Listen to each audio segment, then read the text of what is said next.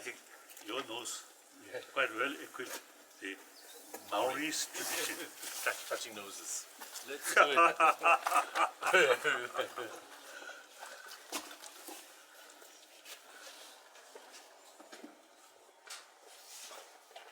So, His Holiness, can we do it again once more? Okay, okay. Since the Maoris have a certain tradition, touching nose. So then those people, small nose, and before touching hair, like this nose.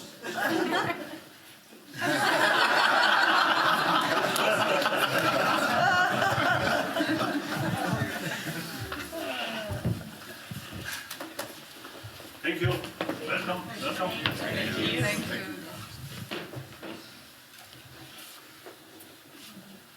Thank you.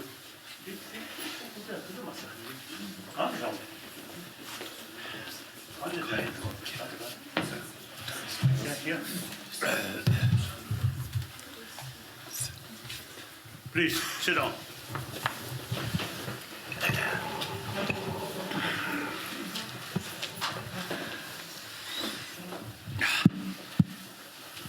Welcome.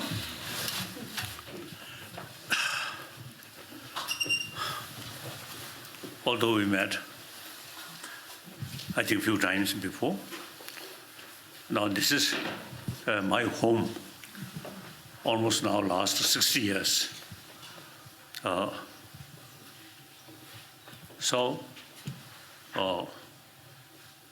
My special sort of greetings and welcome to my home. And we are spiritual brothers, sisters. Today's world, in spite highly developed, highly developed material thing, but still we are facing, I usually call, some kind of emotional problem. Obviously, many problems, some you see due to the global warming, that beyond our control. But then many problems, including killing with weapon. When we born without weapon, but mother's milk.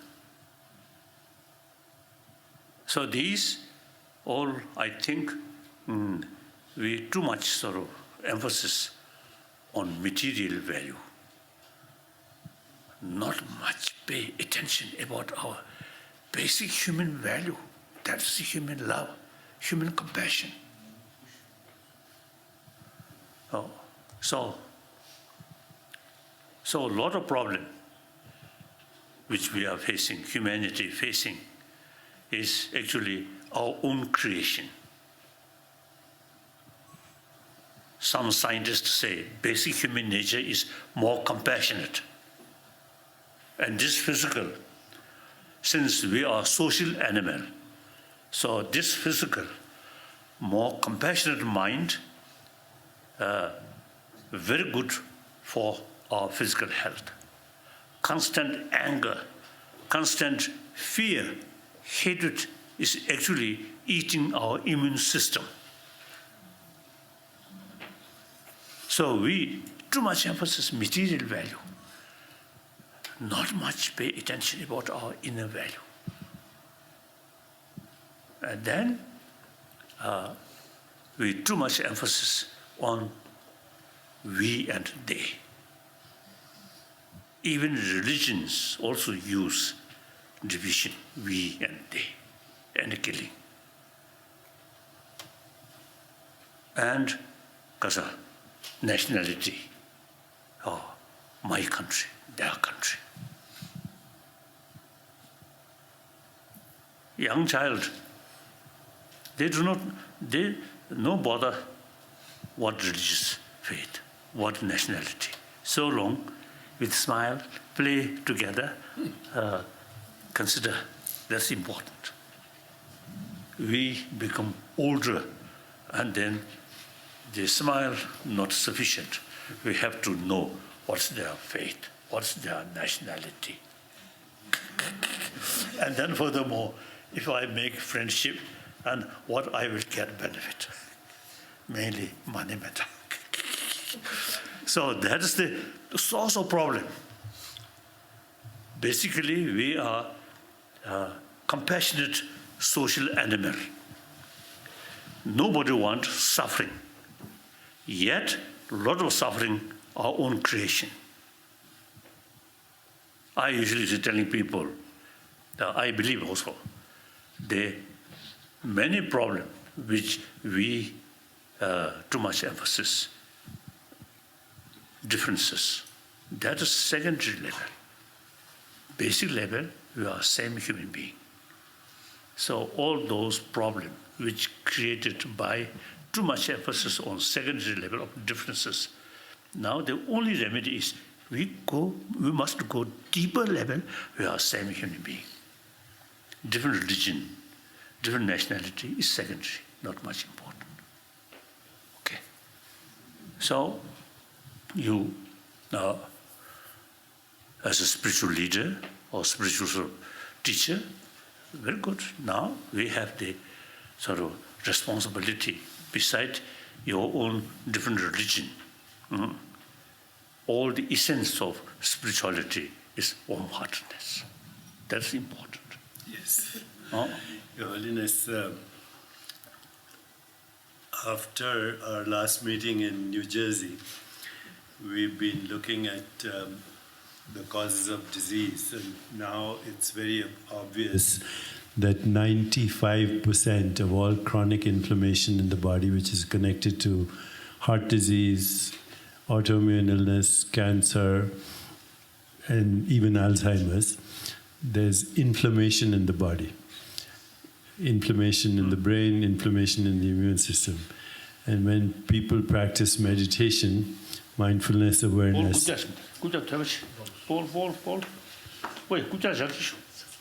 when people are practicing yes. meditation, mindfulness, the inflammation in the body comes down. And with compassion, love, kindness, joy, equanimity, inflammation comes down. So what you were saying about being warm here and having empathy and compassion and love and joy and equanimity, the divine emotions, actually heals the body. 95% of chronic illness is not due to gene mutations. Only 5% is due to gene mutations. The rest is linked to inflammation in the body. So I appreciate all your work, and each individual, we are part of the 7 billion human being. So we are same. The different name, kasa koi mean kasa? Deepak Chopra, one individual. But deeper way, we are just same human being. I'm Dalai Lama. And some people usually say, His Holiness Dalai Lama. But actually, we all mentally, emotionally, physically, we are same. We are part of the 7 billion human being. Since we are part of the human being or social animal, so we, each individual, can make some contribution for better humanity, happier humanity. At least, I think now this 21st century should not be like a 20th century. 20th century, too much killing. And those brilliant scientists You see, their wonderful brain is used making weapon, how to kill human being, including nuclear weapon.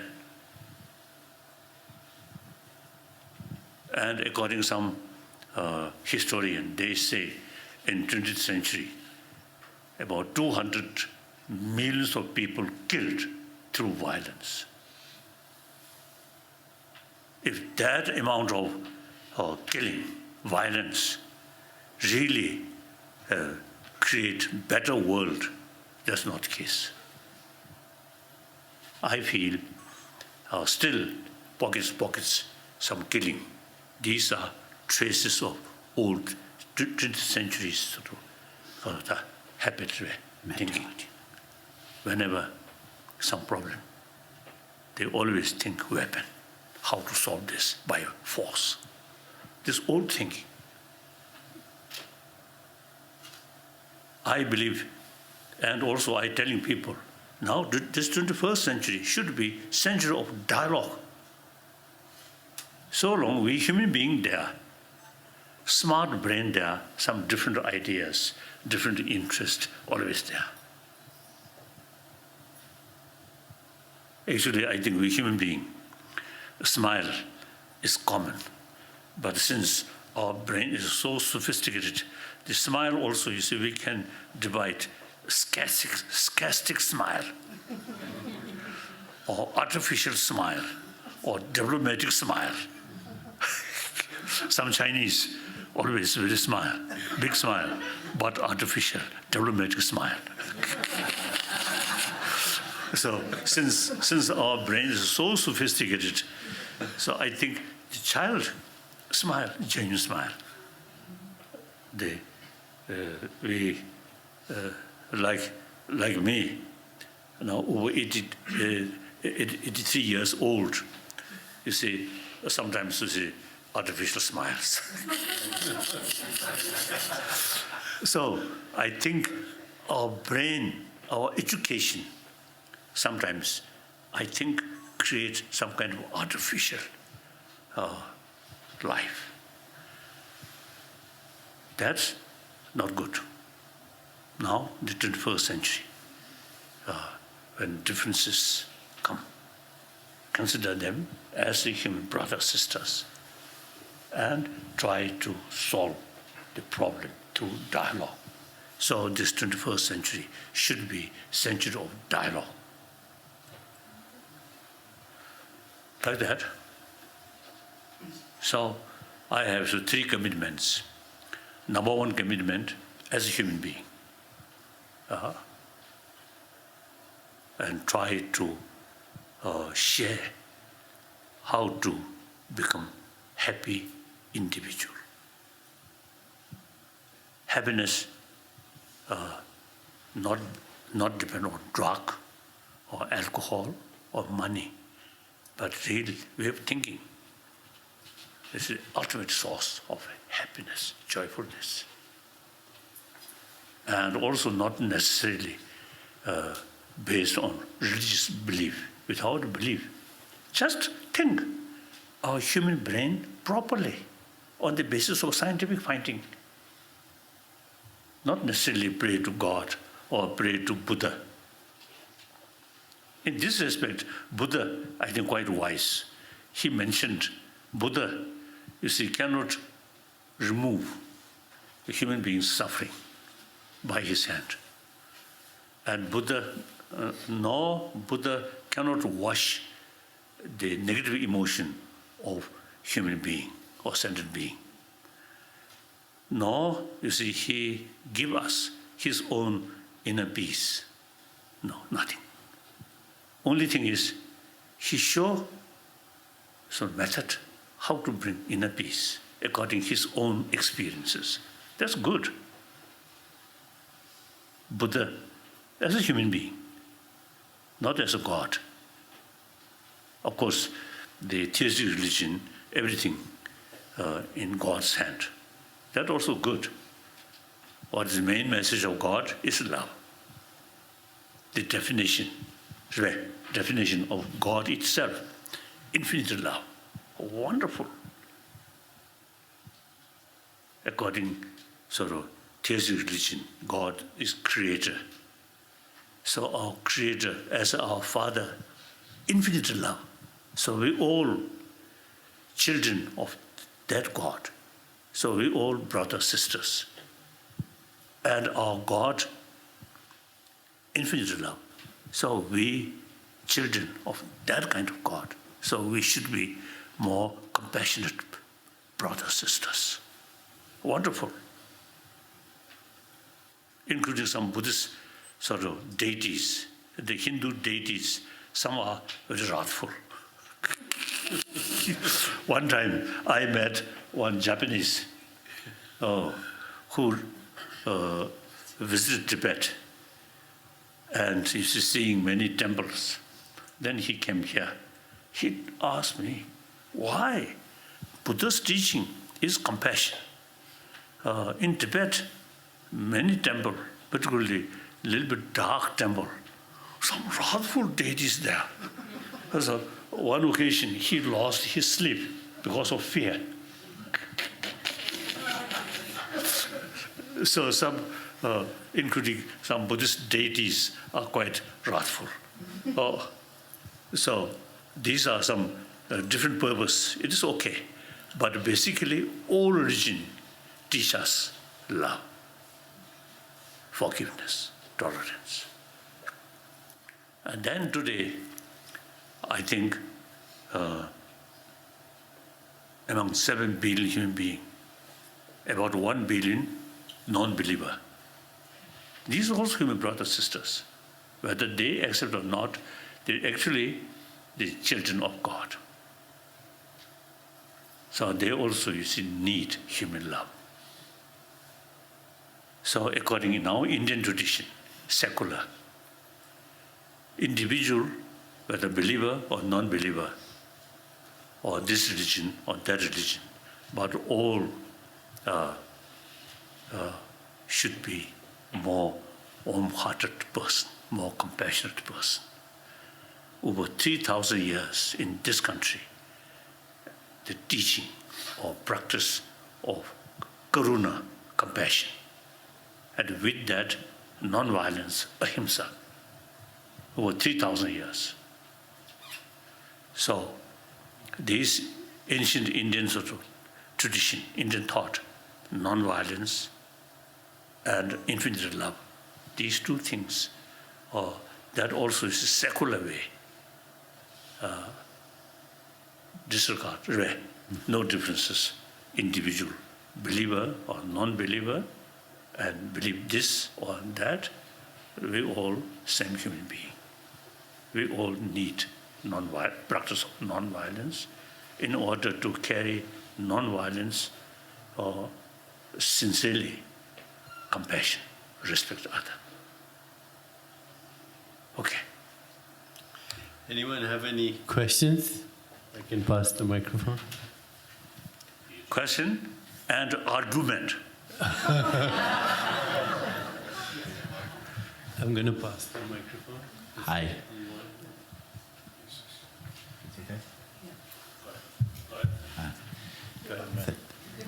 Thank you, Your Holiness. So grateful to be here with you in your loving presence. My wife to my left started crying when you came into the room with joy. My question is, how does one find their own dharma? I think, like medicine, we cannot say, pick up one medicine and say, this is best medicine. You cannot say. Judging the patient's condition and age, then can say, your case, this medicine is best medicine. So similarly, religion. Firstly, I think, as I mentioned earlier, one of my commitments is promotion of religious harmony. So in order to promote religious harmony, mutual respect is key factor. So with that belief, I never say Buddhism is best. For me, Buddhism is best. For people, individual mental disposition, different religion is more effective. So therefore, I think, firstly, we should read more books, more different sort of tradition, I feel. Like Nalendra Master, we are follower, or I myself, we are student of Nalendra tradition. So these paintings are Nalendra Masters. So their text, their writing is our sort of textbook. So we study. So there are different philosophy. So this great teacher sort of they argue or teach certain philosophical views, and then another one criticize that argument. This is very good, very useful. Just one source and believe, faith, not good. Then our human brain, you see, there is real sort of potential to analyze. So then just to believe one thing, then waste it, you see, this brain. So look, many different things, and then analyze by yourself. Fully utilize human intelligence.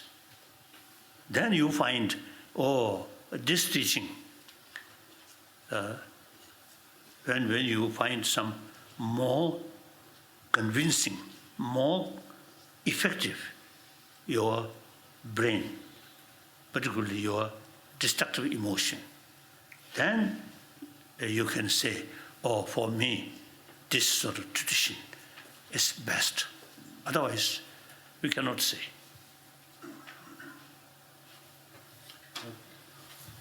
Your Holiness. So I emphasize study, very important.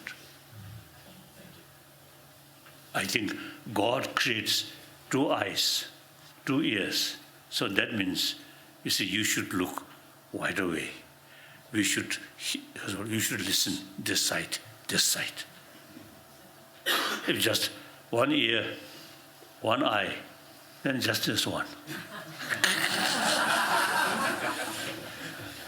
Yes. Your Holiness, thank you. Very grateful for you having us here today. My question is there a leader in the world today who you admire, who lives with compassion, leads with compassion, love, tolerance, maybe more than one, a man or woman that you see doing what you're talking about today? Of course, India's Mahatma Gandhiji in modern time, although I never met. In my dream, I met Mahatma Gandhiji when I was in Lhasa. He, I think, thoroughly educated in England, great lawyer. But after he returned, he practiced India's 1,000-year-old ahimsa, and including his dress, like ordinary Indian. No coat, suit, or tie like that. So that I really admire. And then India's first president, Rajendra Prasad. Really wonderful, really wonderful. Then the late Kasa, Willy Brandt Kasa, Willy Brandt, the German chancellor. I had some admiration. During Cold War, it's a delicate situation. He kept some contact with Brezhnev. It's good. The 2 blocs, NATO and Kasade, Warsaw Pact, and ready to shoot under such circumstances, is try to reach out. That's good, I feel.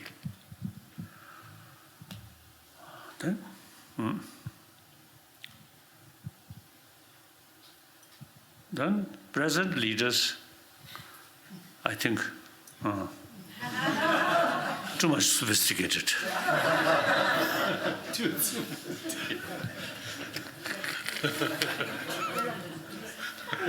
Yes, next question. It's such an honor to be in your presence. My question for you is, how can we stay with an open heart of compassion and forgiveness when we are being wronged? When we are being wronged, when someone is wronging us, there is injustice. If somebody hurts you, if somebody How do we stay? is wrong to you, how do you exercise compassion? Now, firstly, as I mentioned earlier, I emphasize I am one of the 7 billion human beings. No differences. On that level, just human being. Not emphasis, I'm Tibetan, I'm Buddhist, I'm Dalai Lama. No, I'm just human being. So this feeling, tremendous help. My own sort of way of life or way of thinking. With this belief, wherever I go, whenever I met someone, I always feel we are same. So immediately teasing them, then they also respond. So if I too much emphasis, I'm Dalai Lama, I'm Buddhist, I'm Tibetan, then you see, particularly too much emphasis, I'm Dalai Lama, then on the world, only one Dalai Lama. So I get then too much emphasis, I'm Dalai Lama, then that's create basis of loneliness. But I emphasize I'm human being. Then wherever I go, meet people, human brothers, sisters.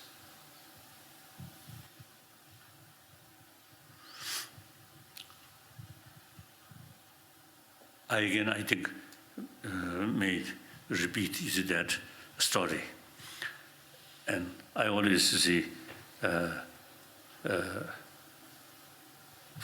of and in New Day, when I meet some people, I always smile and sometimes teasing, if the other side, including police, some uniformed police, when I smile, not smiling. Then I do this.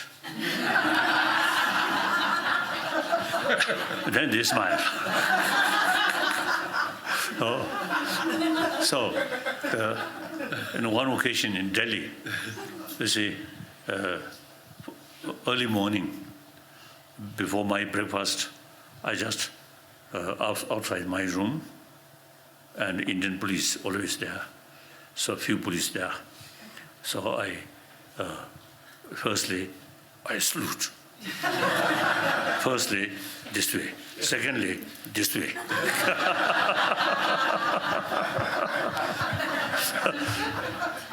So then I asked them one occasion, I think three of them, Indian police. I asked them, what do you think of my age? Then they say, 70, 60, 70. Then I told them, no, I'm no over then, few years ago, I'm over 80 years old. They were so surprised. Then I show my teeth. Very good teeth. Then I show my lip, quite red. Seems use lipstick. So then I, show them. Then all the sort of police, the three of them, all smile, laughing. That way, if I remain, I'm Buddhist, I'm a holy person, and remain distant, no use. Isn't it? So we, according to my own experience, you see, oneness, thinking oneness, we are same human brothers, sisters. It's very useful for me.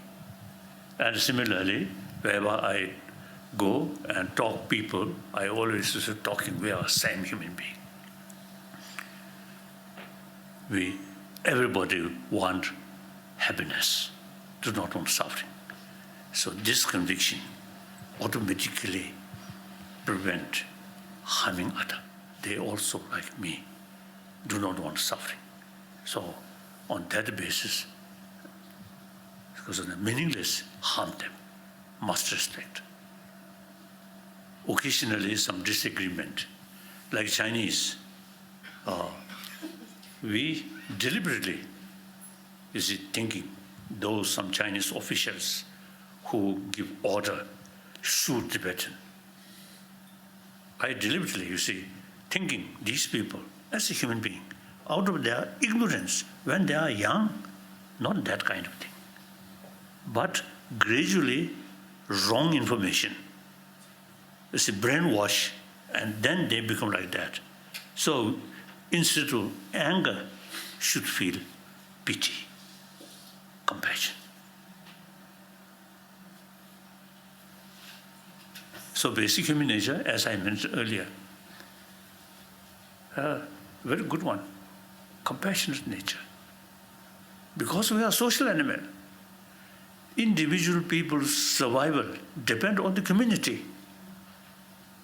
One individual, no matter how powerful, just remain one individual, cannot survive. One story. My father, of course, when I become Dalai Lama and I stay in Potala, so my family, the Tibetan government built some special sort of home. So my father, quite short temper. One day, my father lost temper and scolded some of the servant who is serving. So next morning, all this, the concerned sort of servant, Kasoda, Ran away. run away. So that morning, my family, my father, mother, no breakfast.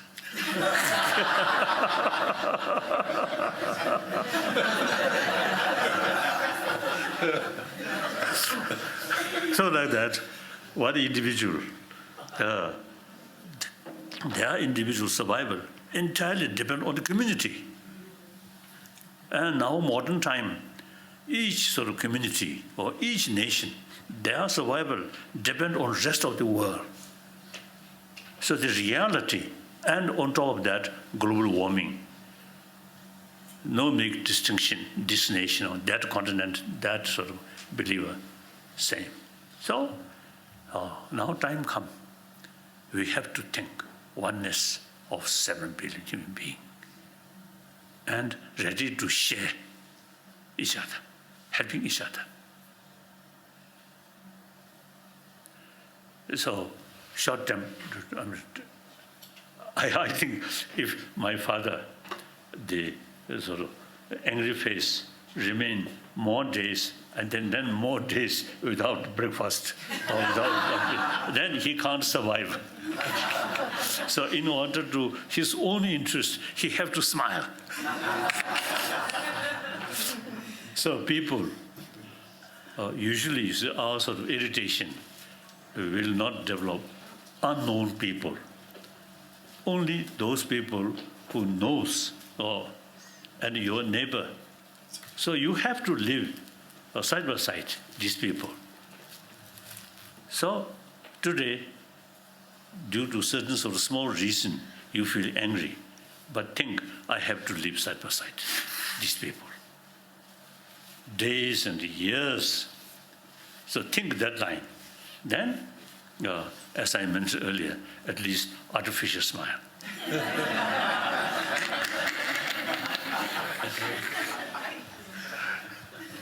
Yes. Yes. if kindness and compassion are taught to children, so is evil. So are children inherently good? Karsa. What question? She says children are taught compassion, but they're also taught violence, children. So is there evil in the world? I think, as I already mentioned, ahimsa, non-violence. Non-violence, just empty word, not sufficient.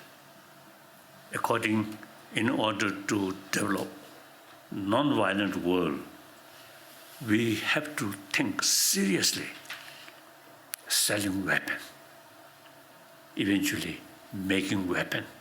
I think eventually this should stop. Not by order, but by people, some kind of people's movement. One, Costa Rica's president. Former president, Oscar Arias. Oh, once he also express some kind of limitation or some kind of check, weapon selling weapon. Then eventually nothing happened. And a few years ago, one Nobel laureate meeting in Rome, after we heard there were some specialists about nuclear weapon. If nuclear weapon use the so-called nuclear window or something, terrible. So then I express, now it is not sufficient just to express free nuclear weapon is not sufficient. We must make timetable. Within 2 years, within 3 years, this world should free any nuclear weapon. I express that nothing happened. I thought, you see, some kind of Nobel laureate, you see, they make some kind of expression. Within 2 years, 3 years, the world should be free, any nuclear weapon. Then, meantime, worldwide, some kind of movement to achieve free nuclear free world. But nothing happened. Now this year, I think in Delhi, I'm hoping with sort of headed by Indian nuclear, Indian Muslims, the world Nobel Peace. I know him very well. So I think I am going to discuss with him. Then eventually create, organize one Nobel laureates meeting. Obama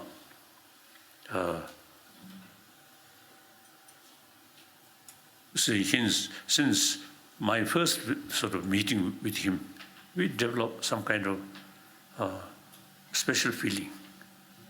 And also President Bush Jr. Wonderful. So I don't like formality. So when I met President Bush, some cookies come. And then I express, oh, which one better? Then he immediately, oh, this is better, this is better. So I felt he acting like a human being. President Clinton, I admire, but more formality. So later I told him, also the close friendship feeling,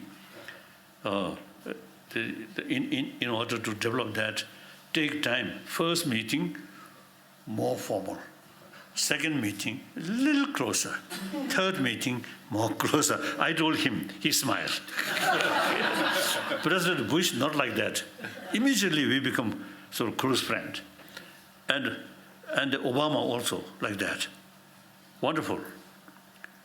So one occasion Obama visited Delhi. So I especially went there and I met him. Then I told him, you are younger than me. So the world peace and the promotion of non-violence, so after me, you should carry. He promised. So I'm thinking, if we have some sort of meeting, some Nobel laureate, I think Obama, I think definitely invite and come, and some other Nobel laureate. So in any way, I think once failed at Rome meeting, but I feel we should make effort continuously. These things, not just sort of relying on leaders or even the United Nations, wonderful, but I think public level, some movement, I think very important. And especially India, 1,000-year-old non-violence concept there. So India should make some kind of effort. And also religious harmony. India, I think wonderful, all major religious traditions live together here, no problem. Occasionally some problem. Better sometimes politicians clash. Yes. But basically, I think all major religious traditions live in this country. So respect each other. Wonderful. So India, I think, should be more active regarding promotion of religious harmony, one. Then promotion of ahimsa. With that, demilitarized world. I am now 84-year-old. So next 10 years, I will be more active. After 10, then 94, then too old. Too old.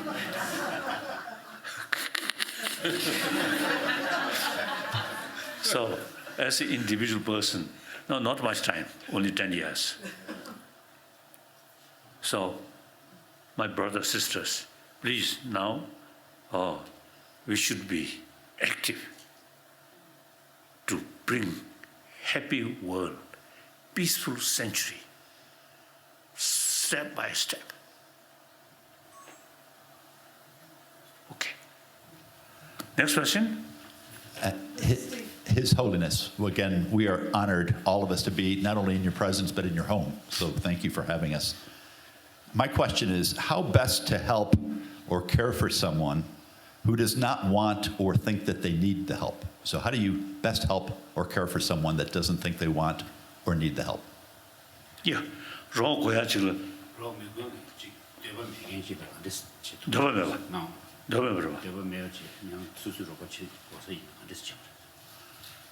I think, frankly speaking, it is foolish.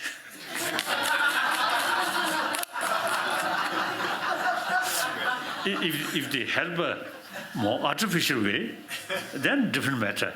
But sincerely, you see, willing to help, then I think it need. I mean, there's the question of confidence.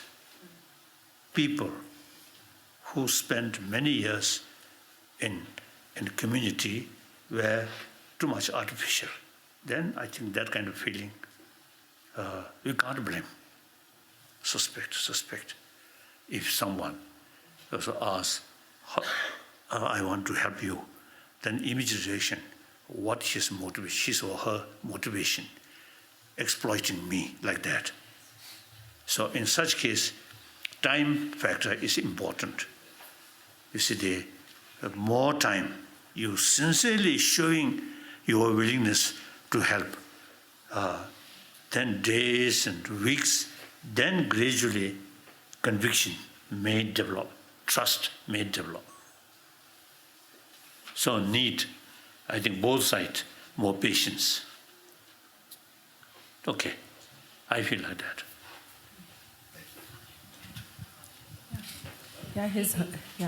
His Holiness, thank you. My question is that the world today is so materialistic. How do we bring compassion? So much. Too much materialistic. What about, yes? How do we bring compassion within us? Oh, That is my main sort of what's the concern. Existing education, so-called modern education, very much oriented about material value. That's a mistake. These days I'm expressing the hygiene of physical, including our education there. Even I think kindergarten level, hygiene of physical. Now similarly, we should include hygiene of emotion.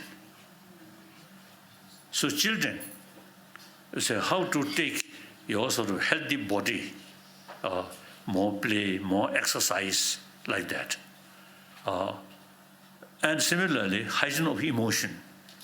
When you face some kind of anger, fear, is how to do, how to tackle this emotion. Not talking about God, not talking about next life or these things. Simply, day-to-day life, how to keep peace of mind. That's hygiene of emotion. So then, I think, as I mentioned earlier, human nature, more compassionate. That's now scientists say. And one occasion, meeting with scientists,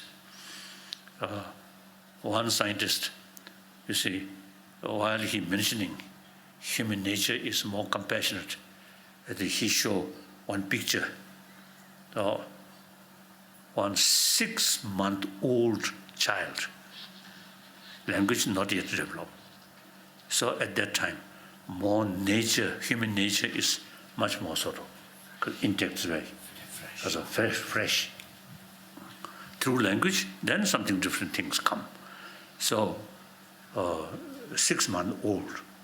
So to that child, show one picture, one motion picture, one cartoon, 2 children. You see, one children is pushing one ball upward, and then another children is helping that person. So, so the sense of, sense of caring each other, right? More compassionate attitude. When that picture shows, seeing by that 6-month-old child smiling. I also there, that meeting. And then, you see, same cartoon, or the one child, you see, pushing the ball upward. Then another child come, pushing back. When that, you see, show to that 6-month-old child, the child itself, unhappy sort of expression. So, the scientists take conclusion, basic human nature loves also the compassion, the harmonious, not negative thing. And then more important is a constant anger, constant sort of fear is actually eating our immune system. Then our sort of daily experience, I think we all knows one day we face some problem and much sort of fear or much anger come. That night you may not get sound sleep. Isn't it?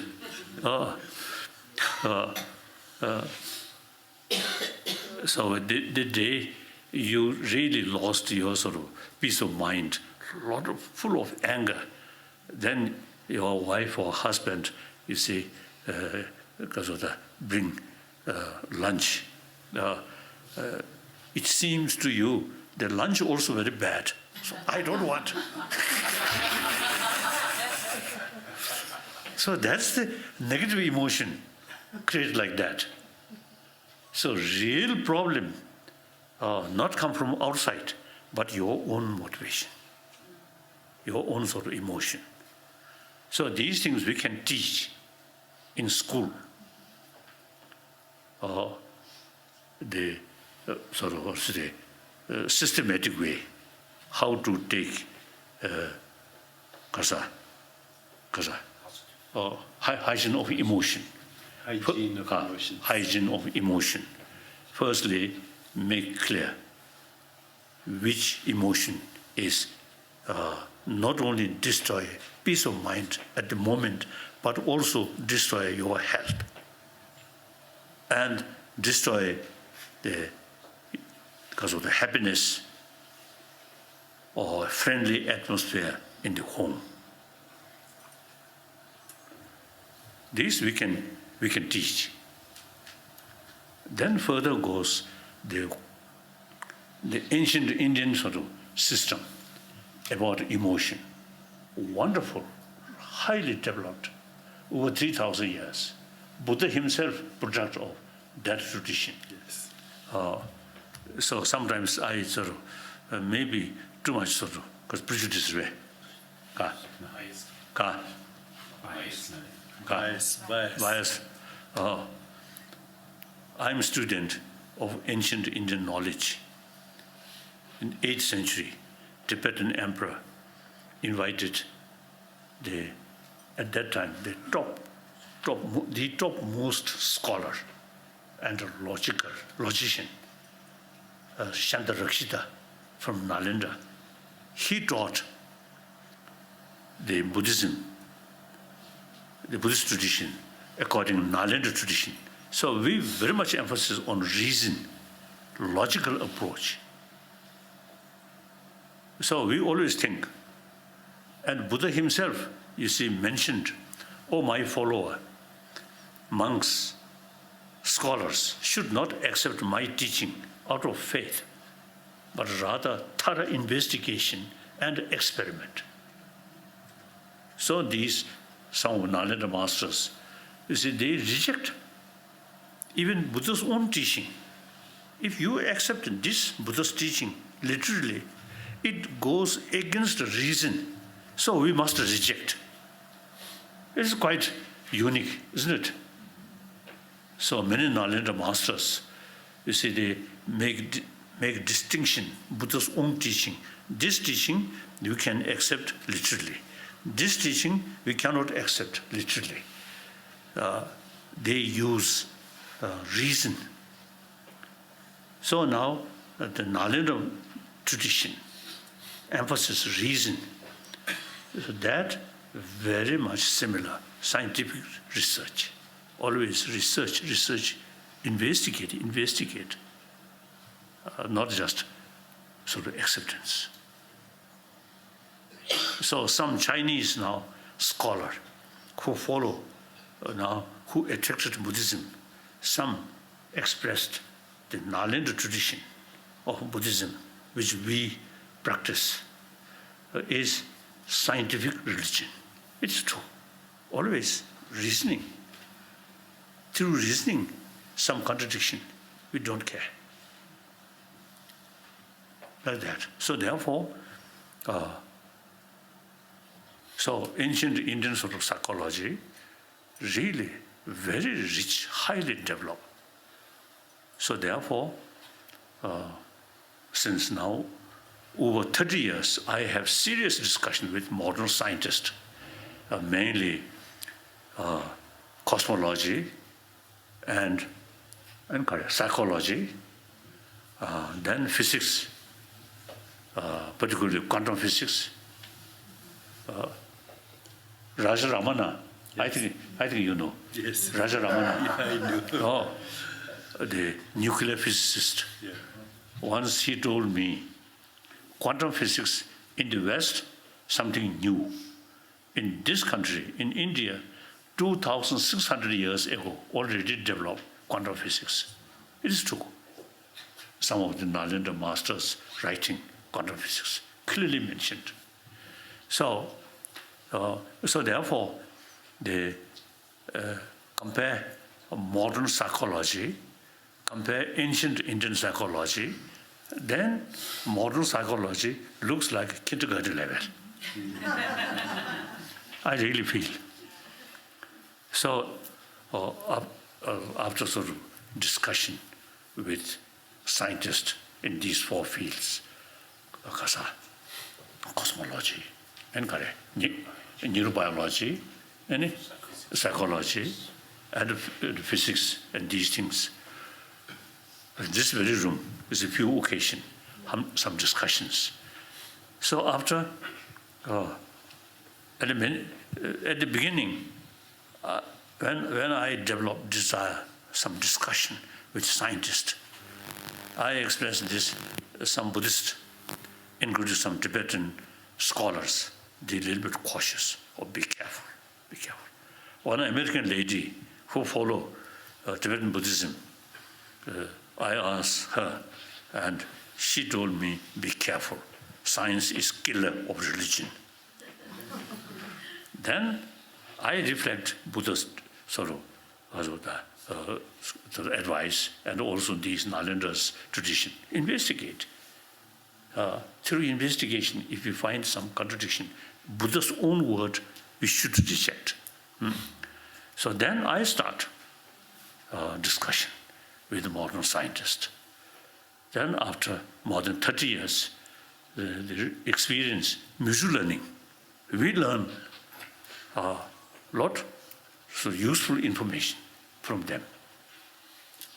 And then for them, particularly psychology field and quantum physics in these fields, they learned a lot of information from our tradition, Buddhist tradition.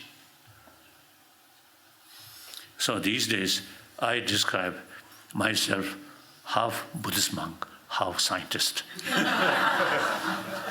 So, Your Holiness, when we started this conversation, I was telling you about inflammation. The word inflammation means to be on fire. And you mentioned global warming. But war, global warming, disease in the body is all inflammation.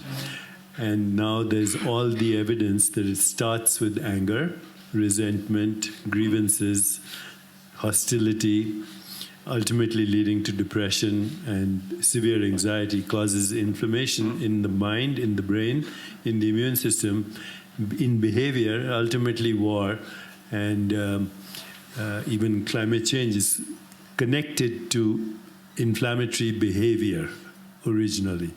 So treatment of disease is going in that direction. How to decrease the fire in the body, the inflammation in the body. And that could be now, according to many public health schools in the US and elsewhere, anger and inflammation and hostility should be a public health issue. Public health issue. True. As I mentioned earlier, hygiene of emotion. Then the physical problem, some, of course, external germs or something. But many cases, because of too much sort of the disturbances in emotion, that eventually affect our body. And I think now scientists, till later part of 20th century, the scientists just accept brain. Beside brain, nothing.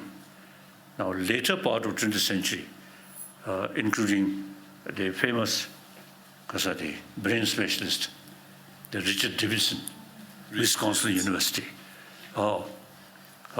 through some experiment, now they realize beside brain, the mind, of course, when we talk mind, there are grosser level, mind at the awakening time, when sensorial experiencing. That's a grosser level. Then dream state, the sensorial sort of consciousness no longer working, but mental level, more subtler. Then without dream, deep sleep, another sort of more subtler consciousness there. So some people, meditator, you see some experience these different level of consciousness. So when they meditate, deeper level, it actually affects our brain. So now, some scientists have already accepted that beside brain, there is something which affects our brain. So emotion, I think as a part of hygiene of emotion, I think we can include in our school sort of the education field how to build healthy body in order, particularly those, you see, because of the problem which directly link with emotion. In that respect, we can teach, we can explain, and these, although the ultimate sources from these are some ancient Indian tradition. Now, today, sometimes I jokingly tease Indian. That is, you see, this physical, not Indian physical, Tibetan physical. But, you know, but my mind is, I'm more Indian than you. We study from childhood all these ancient Indian sort of knowledge. The root text we learn by heart. And then each word, according commentary, again wrote by this Nalanda master, each word explained, and by teacher also. Then use a lot of sort of debate, dialectical way, debate. So we use extensively logical approach. So therefore, the ancient Indian sort of knowledge is concerned, I think we Tibetan have better than those Indian. I think you may be, I don't know whether exception or not. So you see, they, as you follow the modern education introduced by Britisher.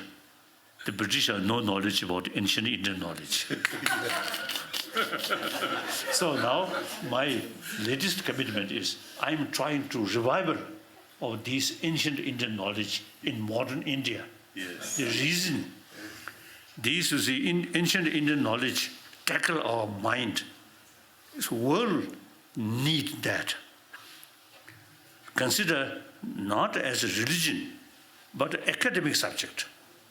Subject of, or because of the hygiene of physical, the health reason, and then logics, very good, very useful, sharpening our mind.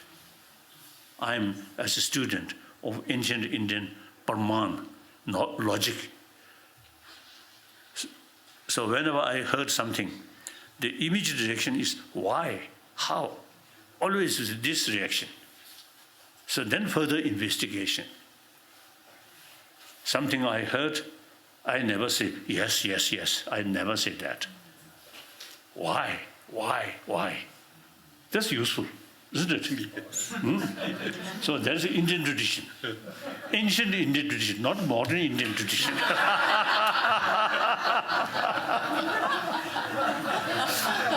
So I fully committed, try to revival of these ancient Indian knowledge. Reason, world need some of this knowledge. So then only India have the ability and opportunity to combine ancient Indian knowledge as your own tradition, then combined with modern education, combine these two things. No other country. So therefore, my latest commitment is try to revival of this ancient Indian knowledge in modern India. So then, I think during freedom struggle, Mahatma Gandhi's non-violent sort of struggle, some people may feel it is signs of weakness. But eventually, you see, people realize Mahatma Gandhi's non-violent struggle is wonderful. So South Africa, the Nelson Mandela, totally sort of follow Mahatma Gandhi's sort of way of struggle. And then Martin Luther King also is to follow like that. So therefore, I think India already made some contribution.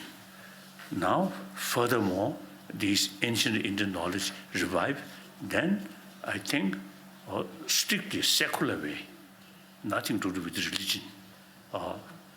I think I think India can make some contribution regarding humanity.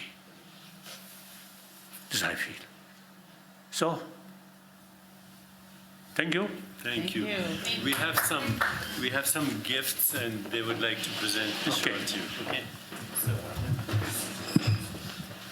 Paul, tell us, Can I bring them? okay.